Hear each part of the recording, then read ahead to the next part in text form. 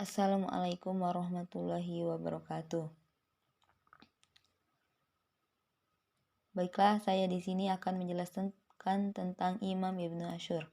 Biografi Ibnu Asyur. Satu riwayat hidup Ibnu Asyur. Nama lengkap dari Ibnu Asyur adalah Muhammad Al-Tahir bin Muhammad Al-Tahir bin Muhammad bin Muhammad Al-Zili bin Ab Al-Qadar Ibnu Asyur. Ibnu Asyur lahir di kota Al-Marashi, pinggiran ibu kota Tunisia pada bulan Jumadil Al-Ula tahun 1296 Hijriah, bertepatan pada bulan September tahun 1879 Masehi.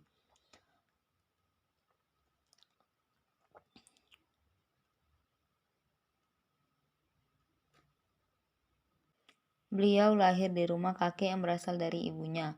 Kakek Ibnu yang berasal dari ibunya adalah Muhammad Al-Aziz, seorang perdana menteri, sedangkan kakek yang berasal dari ayahnya seorang ulama. Beliau berasal dari keluarga yang mempunyai akar yang kuat dalam ilmu dan nasab, bahkan keluarga membangsakan dalam Ahlul Bait Nabi Muhammad. Ibnu Asyur tumbuh dalam asuhan kakek yang berasal dari ibunya.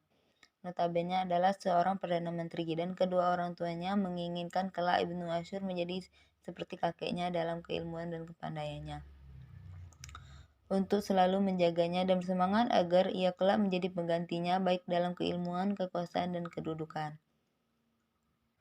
Dalam membina keluarga, Ibnu Asyur menikah dengan Fatimah binti Muhammad Muhsin. Dari pernikahannya ini, beliau dikaruniai 5 anak yang terdiri dari 3 laki-laki dan 2 perempuan. Anak yang pertama bernama Muhammad Al-Fad, yang kedua Al-Malik, 3 Zain Al-Abidin, 4 Hani, 5 Safiyah. Semasa hidup Ibnu Asyur telah meraih berbagai prestasi gemilang. Ia juga menduduki jabatan yang penting baik dalam bidang agama Islam dan perkantoran. Adapun di antaranya yang terpenting adalah guru di Jam Zaituna dan Madrasah Sadikiyah mulai dari tahun 1900 Masehi hingga tahun 1932 Masehi. Anggota Majelis Idarah Al-Jamiah Al-Khalduniyah tahun 1323 Hijriah sampai 1905 Masehi. Anggota Lajnah Al-Mukhalifah yang mengatur atau mengelola buku-buku dan naskah-naskah di Maktab Al-Sadikiyah tahun 1905 Masehi. Delegasi negara dalam penelitian ilmiah tahun 1325 Hijriah atau 1907 Masehi. Dan ada banyak lagi prestasinya.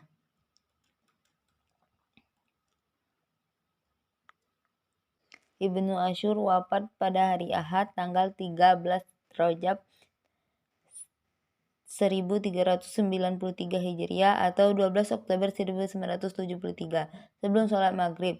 Setelah sebelumnya beliau merasakan sakit ringan saat melaksanakan sholat asar. Beliau meninggalkan semangat perjuangan, karyanya, para murid, dan kemanfaatan yang amat luas. 2.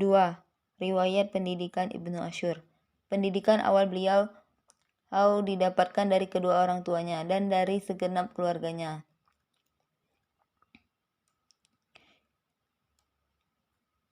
Beliau belajar Al-Quran di rumahnya, keluarganya kemudian dapat menghafalnya. Menurut pendapat lain, Ibnu belajar Al-Quran sampai hafal dan membacakannya kepada Muhammad Al-Qiyari di Masjid Sayyidi Hadid yang berada di sebelah rumahnya. Setelah itu beliau menghafal kumpulan kitab-kitab matan seperti matan Ibnu Asyir Al-Yumiyah dan juga kitab Syarah Al-Syekh Khalid Az-Zahari Al-Jumiyah. Semuanya adalah yang dipersiapkan oleh siswa-siswa yang akan melanjutkan studi di Universitas Al-Zaituniyah. Ibnu Asyur diterima dan belajar di Universitas Al-Zaituniyah pada saat umurnya 14 tahun, tepatnya pada tahun 1310 Hijriah, bertepatan pada tahun 1893 Masehi, berkat arahan dari kedua orang tua, kakek, dan gurunya. Beliau belajar di Al-Zaituniyah pada awal-awal abad 14 Hijriah.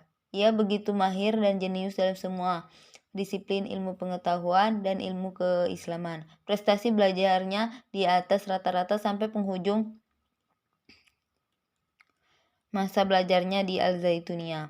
Tercatat bahwa beliau mempelajari bermacam-macam kitab di universitas tersebut. Guru-guru Ibnu Asyur. Di antara sederetan nama-nama guru Ibnu Asyur adalah sebagai berikut. 1. Syekh Muhammad Al-Dari. 2. Syekh Muhammad Al-Sali Al-Su'arib. 3. Syekh Muhammad Al-Kali. 4. Syekh Umar Ibnu Asyar. Murid-murid Ibnu Asyur. Jika dikalkulasikan secara umum dapat dipastikan banyak sekali yang tercatat sebagai murid dari Ibnu Asyur. Karena posisinya sebagai syekh besar universitas tersebut mendapat pelajaran darinya. Tapi dari 4 nama yang termaksud murid Ibnu Asyur yang terkenal. Pertama, Syekh Muhammad Al-Fadl bin Asyur, yakni putra beliau sendiri. Yang kedua, Syekh Al-Humaid ba Idris. Ketiga, Syekh Al-Fadil Muhammad Al-Zazili Al-Naisafuri. Syekh Dr. Muhammad Al-Habib bin Al-Hajjah. Beliau dan Al-Naifur menjadi rektor di Universitas Al-Zaituniyah. Karya-karya Ibnu Asyur.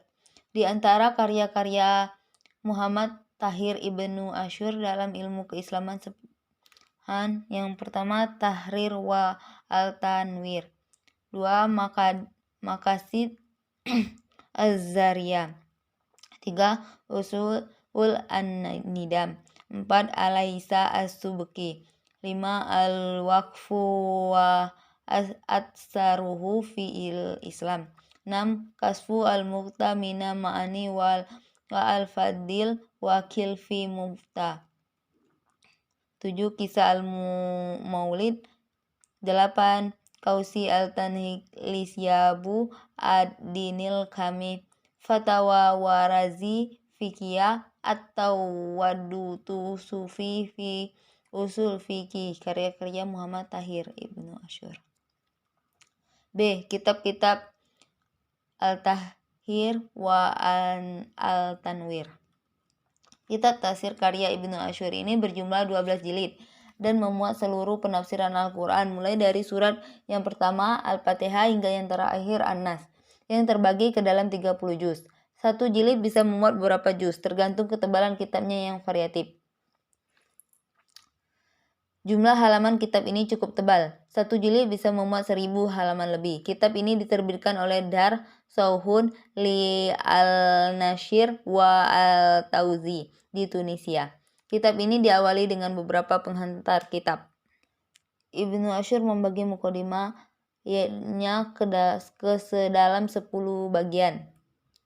Secara keseluruhan pengantarnya berisi tentang landasan teoritis Ibnu Asyur tentang ilmu Al-Quran. Ke-10 mukadimah tersebut antara lain mukadimah pertama membahas tafsir dan tanwil. Mukadimah kedua pembahasan tentang ilmu bantu tafsir. Mukadimah ketiga mengenai kebahasaan sekaligus makna tafsir bi al-Rayi.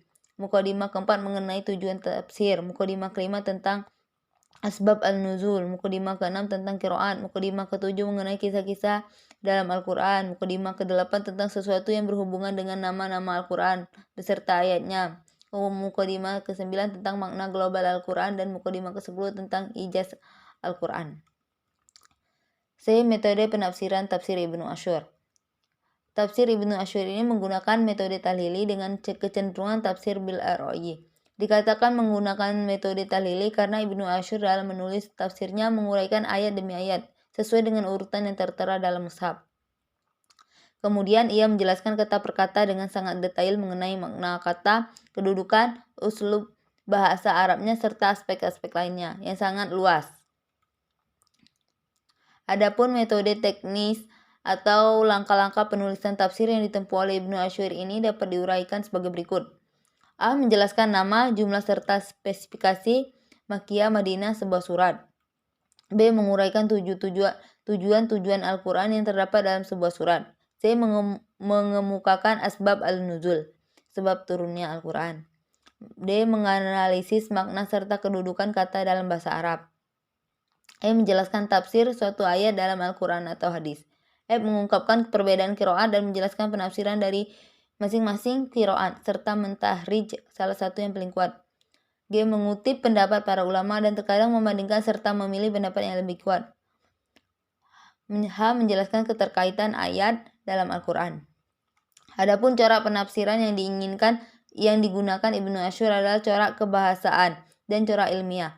Karena kedua hal ini menjelaskan sisi kebahasaan dan ilmiah, menjadi keterangan atau penjelasan terhadap makna yang dikandung oleh ayat Al-Quran Al-Karim.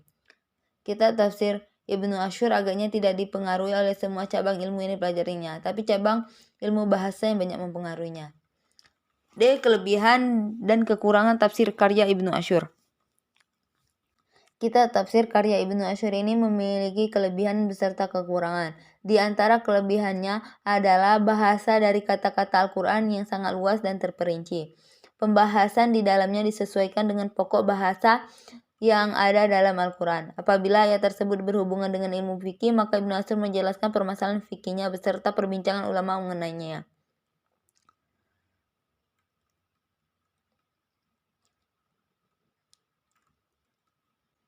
Selain itu, tafsir ini memiliki kelebihan dalam hal pembahasan tentang keindahan susunan bahasa Al-Quran.